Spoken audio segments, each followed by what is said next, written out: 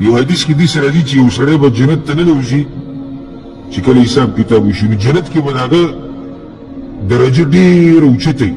نو هغه به حیران شي او الله ته وایي چې یا الله ما خو دومره څه نه وکړي چې تا ماله په جنت کې دومره اوچته مرتبه راکړې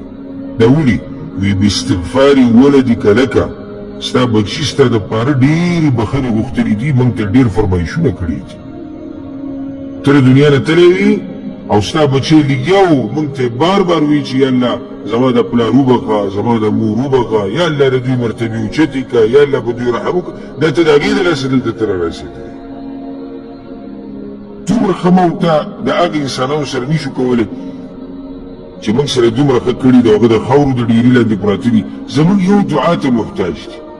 پیسې رانه نه غواړي که ته دې یره کړي چې بیا دله پیسې نه دوایانې غواړي چې بیماران دي بوډاګان دي دوایانې راولېږي نه ستا د ښځې مسله تا ته بیانوي نه ته د بچو بیانوي ته دې اکثر ته به دې تنګ دي وي زموږ ښځه او بچي تنګ دی